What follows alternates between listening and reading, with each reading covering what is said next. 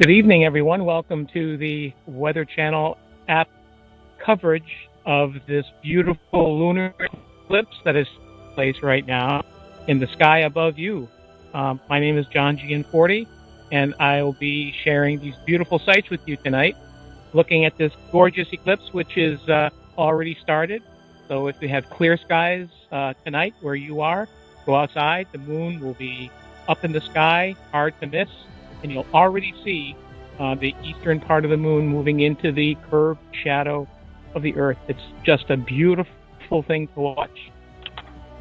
Right now, we're looking at the early umbral phases of the eclipse, where the moon is entering the inner, darker shadow of the Earth, and that's what's stealing a piece from the bottom or the left-hand part of the moon right now.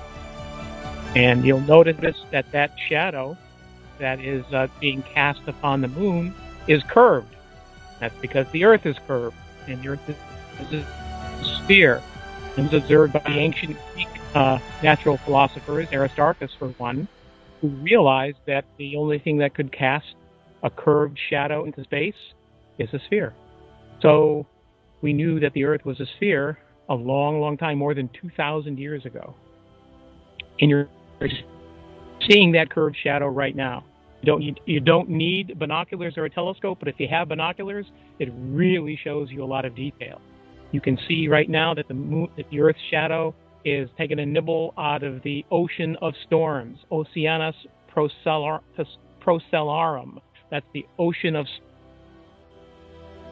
And it's really engulfing that whole dark region of the moon right now. It's about to near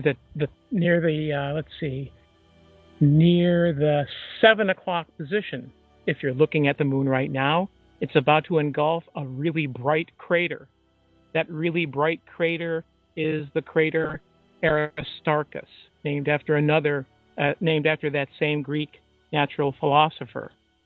He made a lot of really great observations, and he was the first one to put forth a theory that the Earth orbited the sun and not the sun orbiting the Earth. Unfortunately, his records were lost for more than 1,000 years, and we only rediscovered that when Copernicus wrote a book in 1543. So take a look at that moon. It's progressing. Lunar eclipses, as you'll see, progress pretty slowly as the night goes on. Not like a total solar eclipse, where if you blink or you're in the wrong place or go in the house for a drink, you can miss the whole thing. Lunar eclipses take a long time to unfold. It's good because they're hard to miss. So if you just came in and finished watching the football game and you're getting ready to go to bed, before you do that, take a look outside and you'll see the moon slowly passing into the Earth's shadow. The lunar eclipses only take place during the full moon phase. So tonight we have a full moon, and the full moon rises at sunset and sets at sunrise. So the moon will be out all night tonight. But this eclipse will until later than the light phase is hard to observe. The total phases will be from about 11:41 to 12:43 Eastern Standard. So total phases will be just about 62 minutes. And this is an image coming to us from Los Angeles, California, from the Griffith Observatory, showing us a nice image of the eclipsed moon.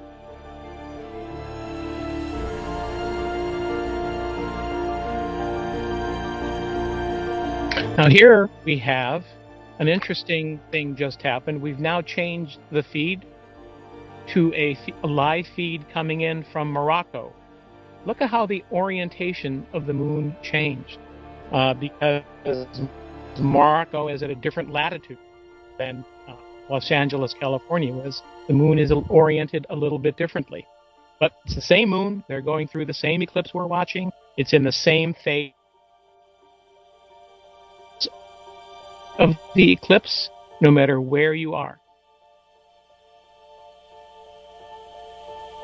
Okay, and here a little bit closer to home, we're looking at a live image from Georgia, Carterville, Georgia.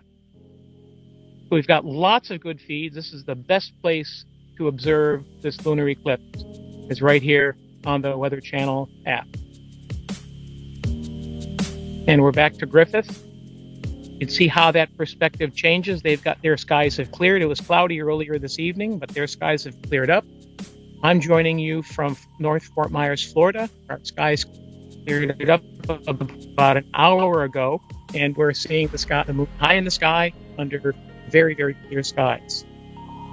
If you do have binoculars, now would be a great time to get them out, because you will be treated to an amazing sight. The binoculars will show you lots of detail that your unaided eyes won't go up. Right now, I'm looking at clearly a dark curved shadow. That's the umbral, the inner dark shadow of the Earth that the moon is slowly passing in.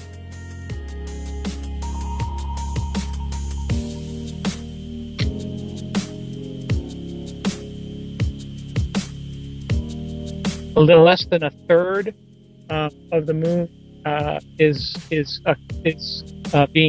into the umbral shadow of the Earth right now. Looking at the feed from the Griffith Observatory in Los Angeles.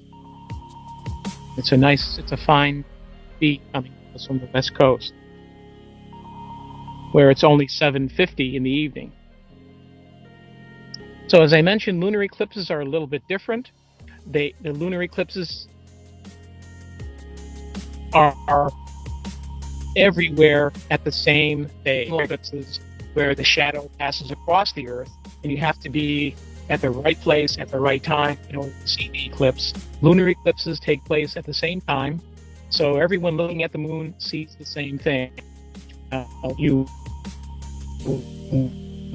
might not be able to see that, or it might not have risen where you are, but that's the kind of the luck of the draw. But this is a great eclipse for viewers in Western Europe, parts of Africa, the Middle East, North America, and South America. And here's a shot right now from back in Europe, from London. This is, I should point out that the lunar eclipses are very photogenic celestial events. And this is a view of the eclipse with just through a camera with a telephoto lens on it. So the image is a little bit smaller, but if you have a camera with a telephoto lens, you can go out right now, put your camera on a tripod, and set your exposures anywhere from an 800th of a second down to about 250th. Set your ISO for 160 or 200. You don't need a very fast ISO setting, and you can walk away with some really, really great pictures. If you look, we're just looking at the London feed. I was just going to point out the man in the moon. So this is Tellus Museum. Yeah, Tellus Museum in it's an outskirt of Atlanta. They're giving us a really good image. So the eclipse in this image is coming from right to left. The moon is moving from the upper left to the lower right into the Earth's curved shadow. And that this is a great image because we can see at the very bottom of the moon the crater Tycho, which is kind of the same position on the moon. So that's a very unmistakable crater on the moon called Tycho, named after the famous Danish astronomer Brahe. And you'll notice it looks like there's material coming out from Tycho. And Tycho is noted as a ray crater when the impact that created that crater occurred, it excavated lots of lunar material. Lunar soil was thrown out in all directions for hundreds of kilometers. And the crater is about 85 kilometers in diameter. So that circle, that dark circle with a bright spot in the middle, is the crater Tycho, 5 kilometers. And this looks like Morocco again. Yeah, this is Morocco. So in this case, in this image, the shadow is coming from the upper left to the right again.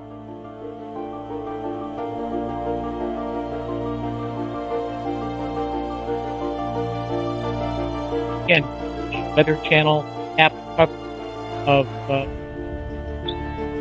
lunar eclipse.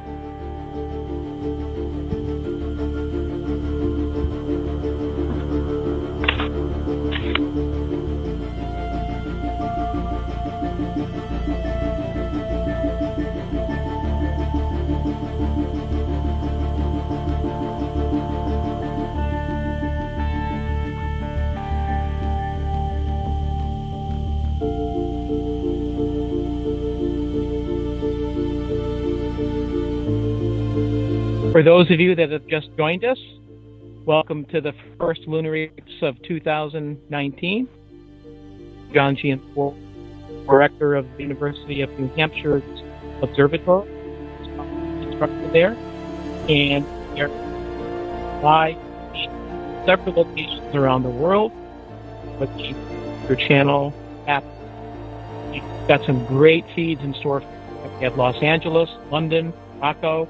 We've got couple right from the Atlanta, Georgia area, and it's a great eclipse unfolding for those of you that don't have skies.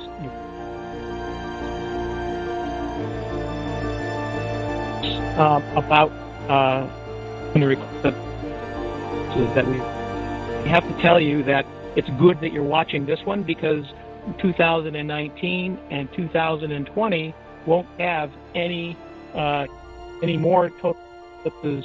People have to wait all the way until May of 2021 before we see another total lunar eclipse in the Americas. So if you recall, the Weather Channel covered a total lunar eclipse on the 31st of January of last year, the 27th of July of last year, and now we've got another one, just about a year from the one on the 31st of January last year. Now, you've probably read lots of headlines about this lunar eclipse. It's the super blood full moon. That's quite a mouthful. But each one of those words has some cultural roots, and we can talk about that. First of all, supermoon. You'll probably notice that the moon before the eclipse looks just like any other moon would be. However, the word supermoon means the moon that and the Earth are near their minimum distance apart. Let me explain. So the moon orbits the Earth once a month.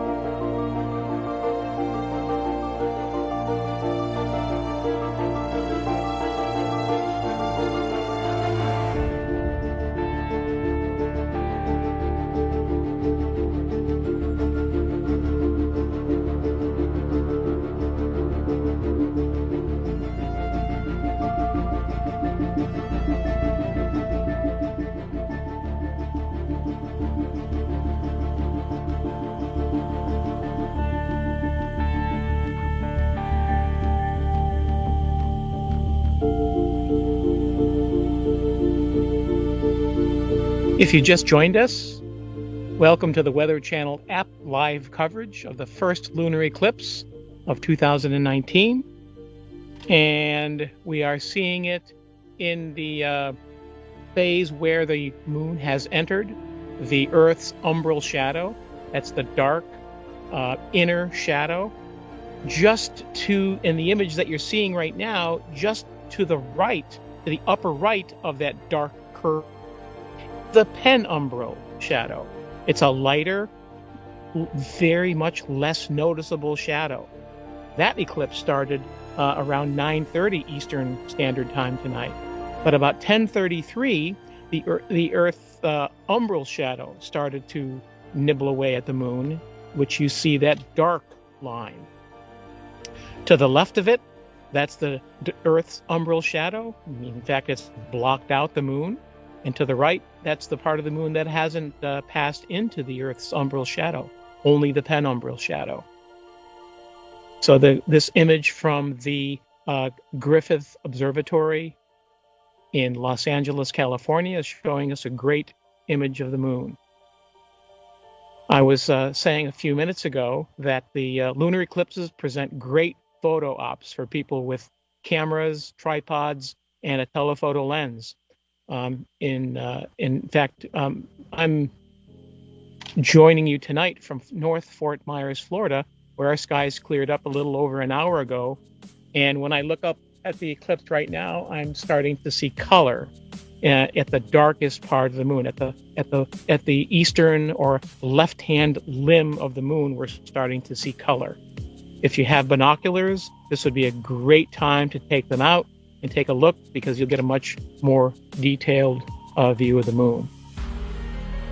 So here we have another live feed, and you can see at the very bottom, we can see the crater Tycho, named after the famous Danish astronomer, who is known best for being the most successful astronomer invention of the telescope. And that crater is named after him. Tycho is at the bottom of the moon, not quite at the South Pole, but in the south polar region of the moon. And it looks like the navel in a navel orange, way at the bottom there. That bright spot in the center is a central peak. It's a rebound of material. After the impact, a little bit of that material bounces up before it slumps back down just after the impact. And a lot of the craters on the moon have these beautiful central mountains, or we call them central peaks.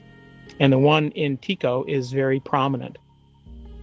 And in that impact, you can see it looks like brushes of light material radiating away from the crater itself.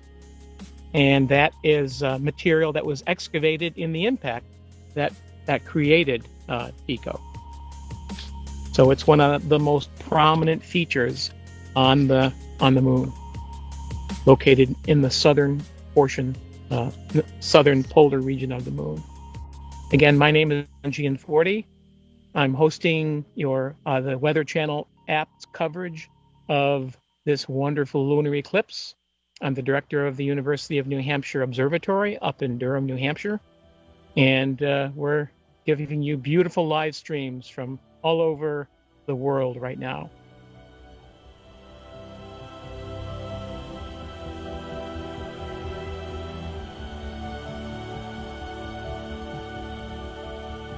And you can see the eclipse is progressing. Almost half of the moon is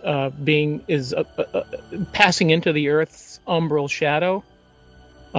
Here's a way over on your right-hand side, the part of the moon that's not engulfed by the Earth's shadow. You can see two eyes, his nose, and a curved mouth at the bottom. That's the man in the moon, if you've never seen that before. So the smaller image scale on this feed is showing us the whole moon with some really good detail in those lunar mare, the seas on the moon. And of course, we know that there's no liquid water on the moon, but when Galileo and early astronomers first looked at the moon with telescopes, they saw that these dark areas, they must be filled with water. So they have all kind of nautical names, like the Sea of Tranquility or the Ocean of Storms that we saw first obscured by the moon's shadow very early in our live stream. But now the moon's umbral shadow is catching up, almost engulfing the Sea of Tranquility, which is where the Apollo 11 astronauts landed in July 1969. Pretty soon, in probably 20 minutes or so, the umbral shadow will then engulf the Apollo 11 landing site. You can see it looks like kind of like a snowman, the two-lobed, dark, smudgy areas on the moon. The lower one, the Sea of Tranquility, is where the Apollo 11 astronauts landed on the moon. If you look up at the moon, like I'm doing right now, you can see some color.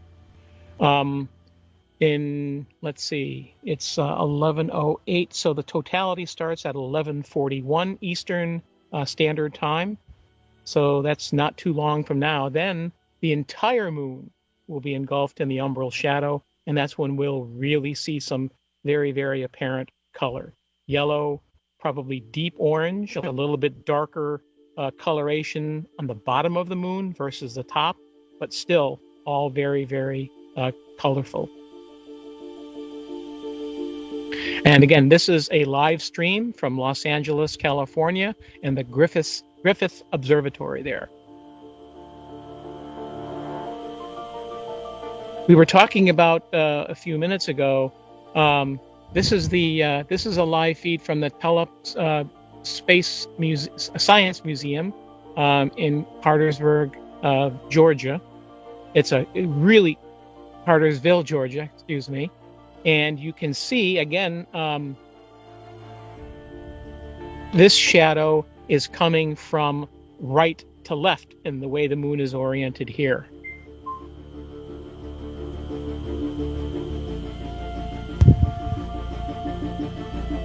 This particular feed is showing the ray structure emanating from the crater Tycho, which is located in the south polar region of the moon. And you can see those rays appear to radiate from the crater, and they stretch for several hundred kilometers in all directions. It's really a neat sight. Talking again about the frequency of eclipses, we will not be having any more total lunar eclipses visible to the Americas in all of 2019 and all of 2020. In fact, anyone in North or South America will have to wait until May 26th in the year 2021 to see another total lunar eclipse. So you better go out and get your fill. 2021, May 26th, 2021 is the next total lunar eclipse that observers in the Americas can see.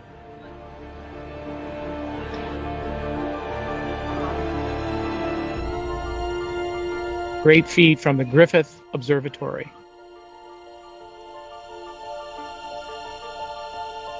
Now the umbral shadow has touched on the Sea of Tranquility. Really fun to watch it progress. I said earlier that the lunar eclipses proceed slowly, but if you watch it on our live feeds, you can actually see it move slowly from in this feed from left to right. You can actually watch it slowly consuming the moon.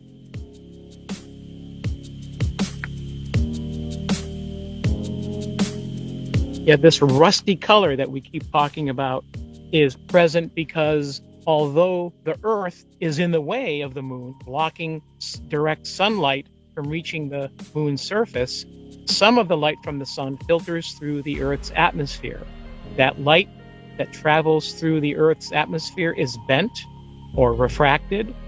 The blue light is scattered, but the red light, some of that red light is bent so that it reflects off the moon and back to Earth. And what the light that touches the moon's surface and is then reflected back to us are the red wavelengths, orange and red light. And that's why we get the coloration during a lunar eclipse. And that's why the eclipse gets the name of the blood moon. It doesn't really get red like blood, but it does get a deep orange, and depending on the eclipse geometry, can get really, really dark. I'm going to take a second and look up at my own eclipse. And I can see with the naked eye, I can see the moon is clearly now has an orange coloration to it. It's just gorgeous. This would be a great opportunity if you have binoculars or a telescope to take a minute right now and look up into the sky with those binoculars, and you'll get a really, really great view. I'm going to do that right now. Oh yeah, it's just gorgeous. Oh yeah, lots of color already, lots of color. And if you were looking at the moon earlier tonight, you will have noticed that it was a bright white. Now, when I look up, I see stars all around the moon. I see that even, the moon is currently in the constellation Cancer, the crab. But I can see the stars of Gemini. There's two stars that are about equal brightness. Those are Castor and Pollux, the twin stars of the constellation Gemini, and the moon is very close to those two stars. We've got a lot of things to see in the sky tonight. Okay, here's our view. Here's our view from London, and this is a great time to talk about how photogenic lunar eclipses can be. This is a view from a camera telephoto lens, not through a telescope. So you get a pretty good image size from just a telephoto lens on a camera. If you've got a camera with a telephoto lens and a tripod pointed at the moon, set your f-stop for f8 or f10 and bracket your exposures from about 1/600th down to maybe as slow as about a quarter of a second when the moon is deep orange in color. And longer exposure during the total phases of the eclipse, which begin at 11:41 Eastern Standard Time tonight.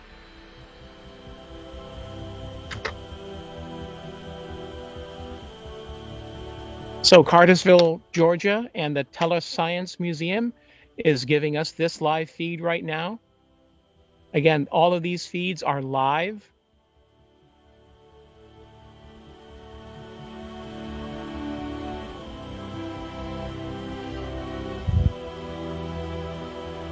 If you do want to take a shot at photographing this lunar eclipse, since it's going to be May of 2021 before we see another one, it'd be a great time to take a few shots. Doesn't take a long time to set up.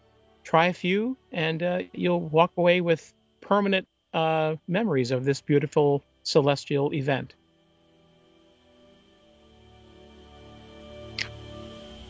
Okay, we're going to take a short break, but the eclipse isn't going to take a break, so enjoy the live feeds.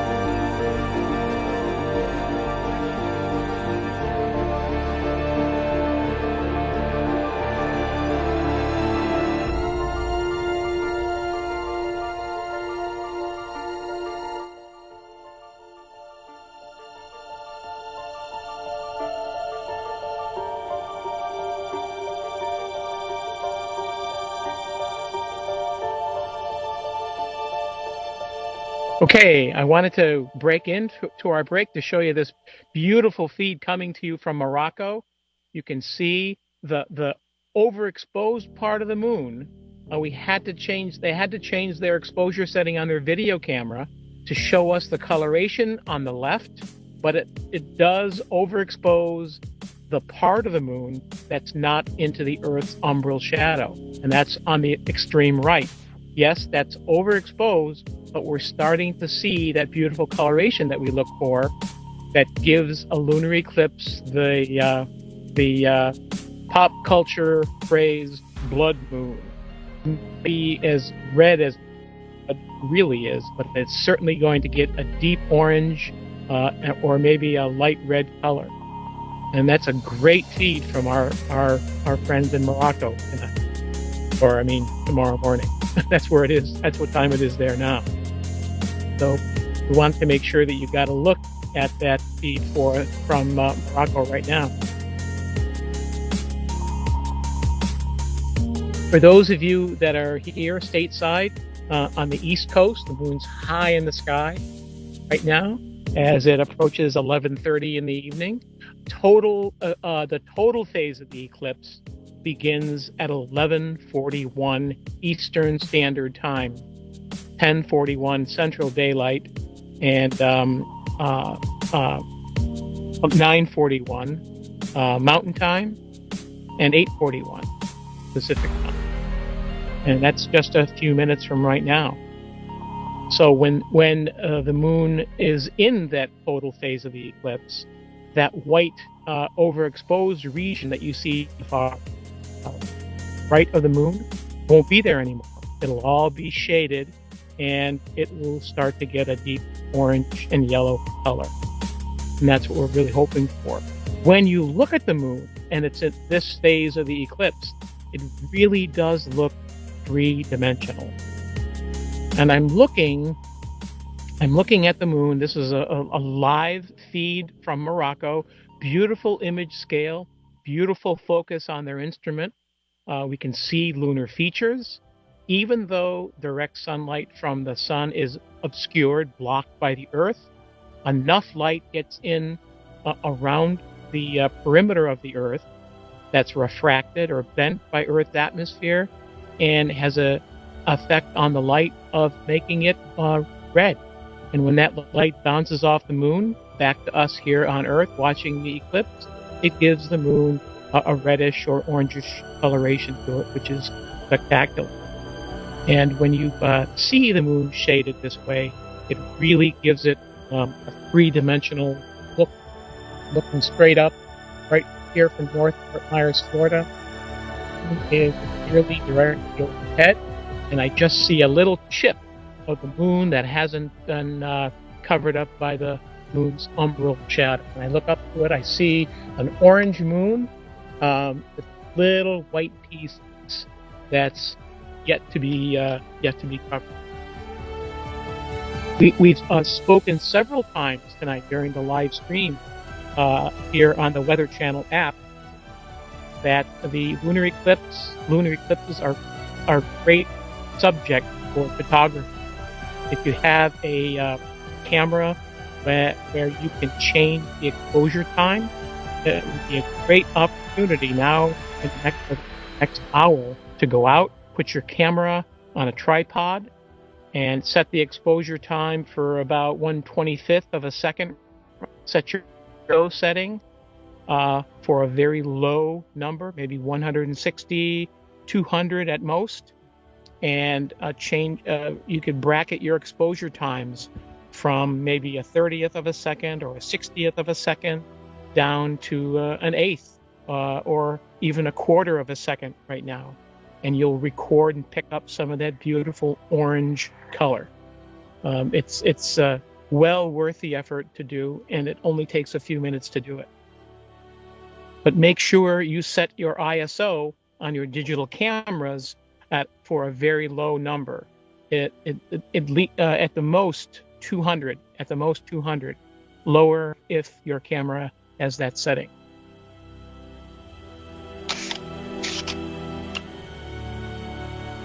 Sure. Here we are from our Griffith Observatory feed. You can see some coloration here. There's just a very thin sliver of a crescent moon that's remaining to pass into the Earth's umbral shadow. We are about, 9 minutes from the total phase of the eclipse at 11:41 Eastern Standard Time.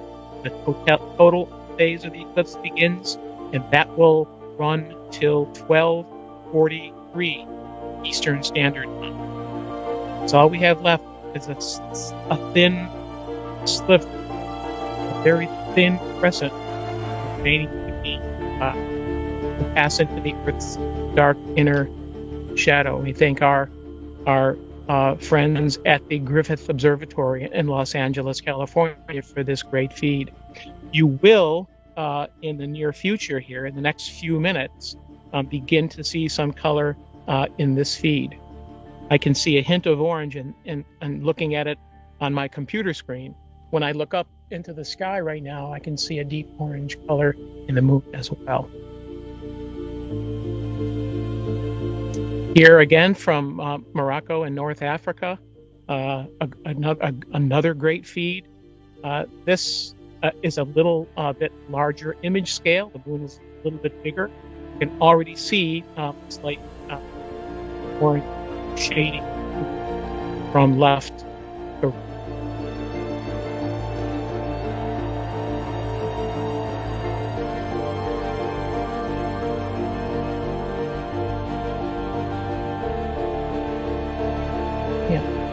Very thin sliver remaining. And just an hour and a half ago, the moon was bright. So bright you could barely look at it. But now, you look up at the moon, you can see that the moon is very close to the bright star Procyon, the bright stars Castor and Pollux, constellation Gemini, the twin. The moon is currently located within the constellation Cancer, the crab, right now. For those of you that have binoculars, if you look a little bit to the lower, in binoculars, to the lower left of the moon, you'll see a beautiful, beautiful open star cluster, Messier number 44. And it is a bright open star cluster that will show very well in a pair of binoculars. You can see it with the naked eye, but it's kind of faint and it's kind of small, so binoculars would really help you.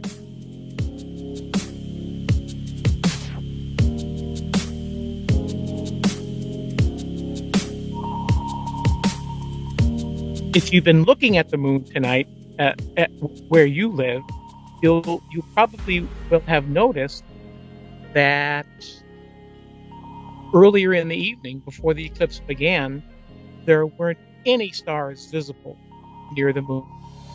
But now that the moon has been darkened, you can see stars very close to the moon, including this beautiful star cluster and a real prize in pair of binoculars. Now, really see, this is a Griffith Observatory from Los Angeles, California. Here, look at that orange color. It's coloring the man in the moon right now, with just another thin sliver of the moon, not immersed in the umbral shadow of the moon. Yeah, really pretty. That's a really pretty shade of orange, getting deeper and brighter by the minute.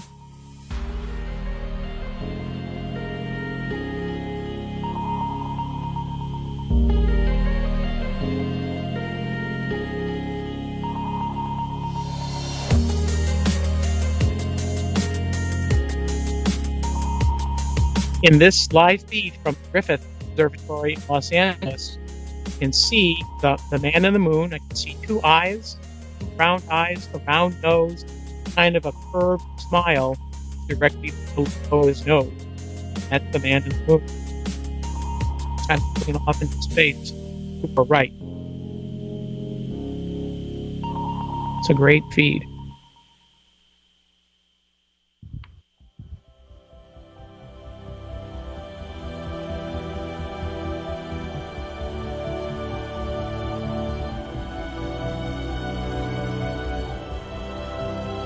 Yeah, yeah.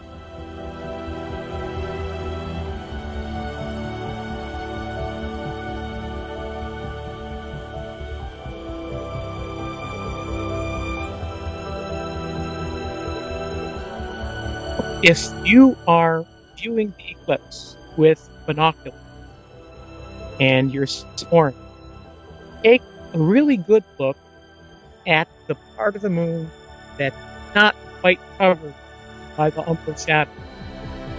And if you can discern a slight bluish color in the moon, we're seeing the effect of the ozone in Earth's atmosphere. It has a tendency to color the moon a very, very light shade. That's the result of some small amount of ozone. That, like, they just changed the video setting on the live feed. See that bright orange coloration.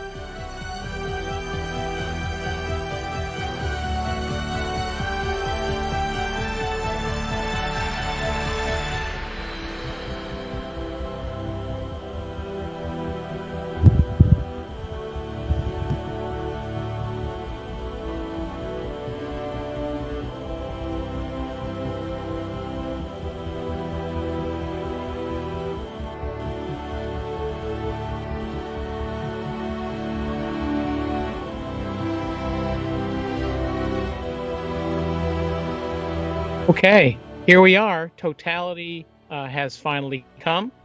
The moon is within the Earth's umbral shadow right now. It is skirting through the northern part of the shadow. So the top of the moon will stay brighter than the bottom of the moon during this eclipse. But for the next 62 minutes, enjoy totality. This is a very photogenic phase of the eclipse, of the lunar eclipse. And we'll have more than 61 minutes remaining to see it. And during this phase of the eclipse, we'll see the deepest eclipse. The moon reaches the center of the Earth's umbral shadow at 12:13, but long before then, we will see the deepest eclipse.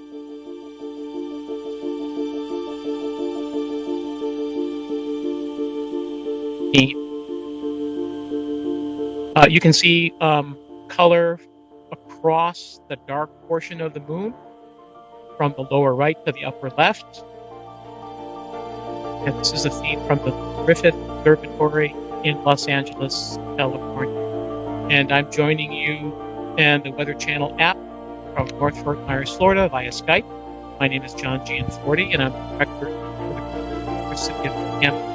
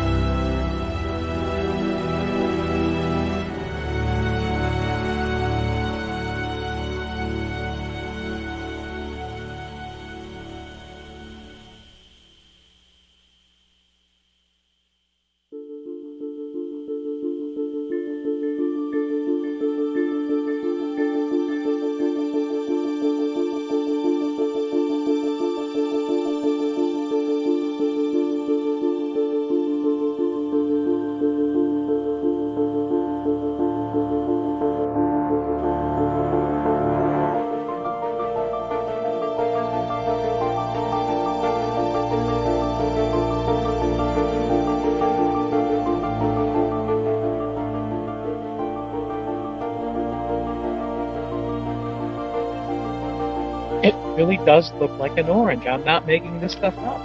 You could pick it. It looks like you just reach up into the sky and pick it. I don't want to do that because then nobody else can see it, but it is very much, it's very orange. In fact, it's orange almost throughout right now. Even the northern part of the moon has colorations to it.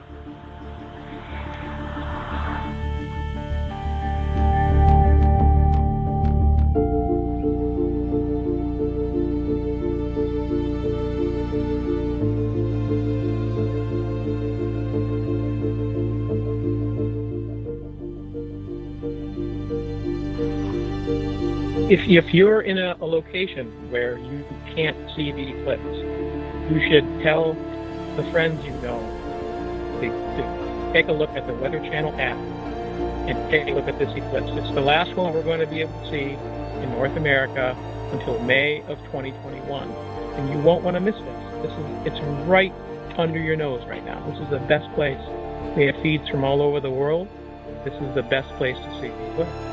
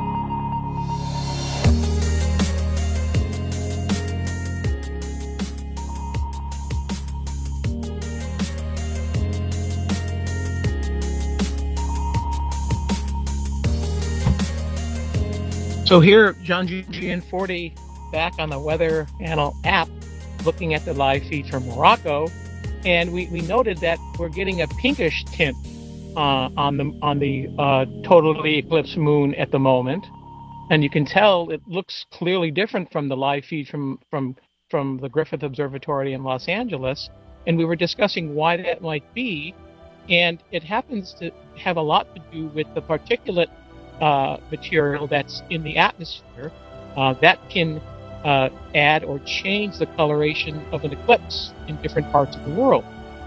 One of the things that is notable, I don't know what the weather is like in Morocco, but I do know that at different times of the year there are sandstorms that blow across the Sahara, and that sand can have a different color than see here in the western United States or the eastern United States, wherever. But it could easily have a different information. Now you're seeing a bright image, and a lot of the brightness that you see is a state of the video camera that they're using to give us this image. But the coloration difference between what we're seeing from Georgia, from LA, can easily be the possibility of different kind of pollutants. Yeah, I would suspect some kind of influence on maybe a sandstorm. Clearly, it looks very different. That would be my guess.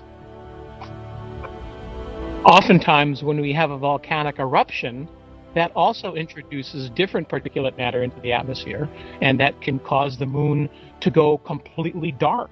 We lose the moon completely. I've seen total lunar eclipses when lots of volcanoes have erupted, and during the inner moments of totality, the moon completely disappeared. We don't see it at all. Yes.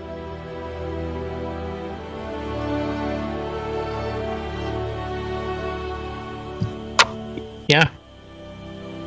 Yep. So dust. So we heard from a meteorologist that said there is a storm moving through Morocco right now, and that coloration in the Morocco live feed could be due to dust suspended in the atmosphere.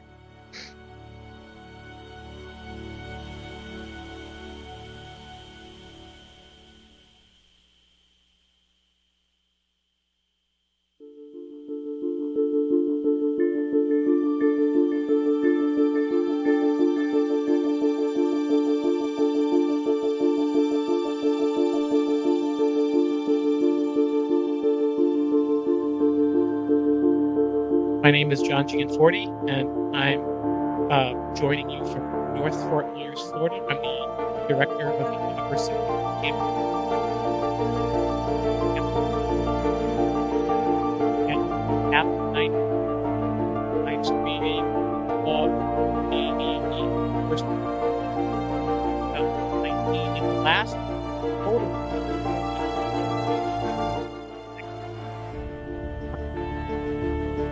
So you still have plenty of time to go out and catch this beautiful event. As I look up at the moon again here in North Fort Myers, Florida, it does look like an orange hanging high in the sky. It really does.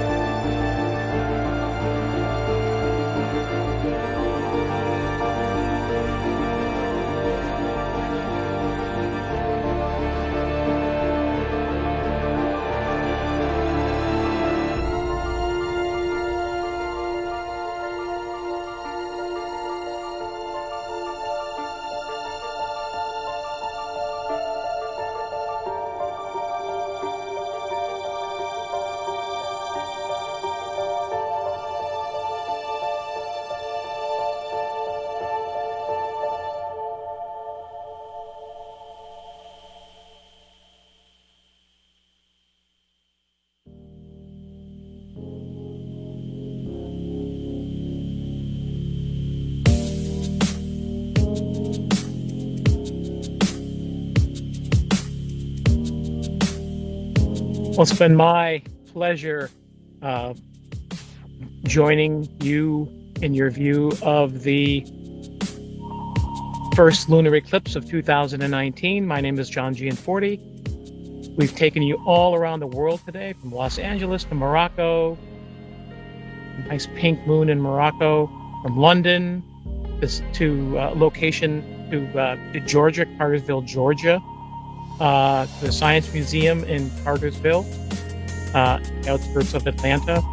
It's been my pleasure to view this beautiful total lunar eclipse with you.